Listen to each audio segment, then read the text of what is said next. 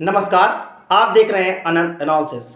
चुनाव आयोग लोकसभा चुनाव कराने के लिए कमर कस चुका है और अपनी तैयारियों को अंतिम रूप दे रहा है और यह चुनाव अप्रैल और मई में होंगे और आचार संहिता अब कभी भी लागू हो सकती है। लेकिन इसी बीच एक बड़ी हैरान करने वाली खबर आई जिसे सुनकर पूरा देश चौंक गया। दरअसल चुनाव आयुक्त अरुण गोयल ने आचार संहिता लगने के ठीक पहले अपने पद से इस्तीफा दे दिया। और यह इस्तीफा इसलिए हैरान करने वाला था कि उनके नेतृत्व में लगातार सभी चुनावी प्रक्रियाएं देखी जा रही थी और तैयारियां की जा रही थी। ऐसे समय में उनका इस्तीफा कई सवाल पैदा करता है। इसके पीछे असल कारण क्या है, या तो अब तक पता नहीं चल पाया, लेकिन लोग तरह तरह से आकलन कर रहे हैं।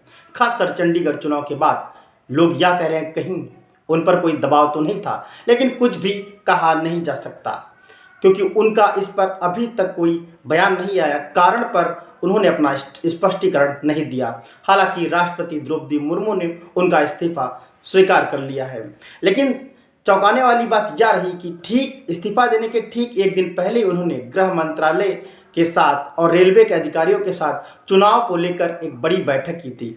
इसके साथ वह लगातार राज्यों में अपनी टीम भेजकर चुनावी तैयारियों का जायजा ले रहे थे और चुनावी तैयारियों का जायजा लेने के साथ वह चुनाव करवाने के लिए अपनी चुनावी तैयारियों को अंतिम रूप दे रहे थे। इसके साथ ही उन्हें न सिर्फ लोकसभा चुनाव कराना था, बल्कि सिक्किम, आंध्र प्रदेश, उड़ीसा और अरुणाचल प्रदेश में भी उन्हें चुनाव कराने थे, जो कि विधानसभा चुनाव कराने थे। इसके लिए उन्होंने उन राज्यों में अपनी टीमें भेजी थी। उनके इस्तीफे के बाद अब चुनाव आयोग में 2 महत्वपूर्ण पदों पर रिक्तियां हो गई हैं। ऐसे समय में जब देश के राजनीतिक दल और जनता आचार संहिता का इंतजार कर रही कि कब आचार संहिता लगेगी, उस दौर में इस्तीफा कहीं ना कहीं असहज स्थिति पैदा कर रहा है। अब देखना होगा कि जो भी नया चुनाव आयुक्त आएगा वह इन परिस्थितियों से कैसे निपटेगा और आगामी लोकसभा चुनाव किस तरह से करवाता है।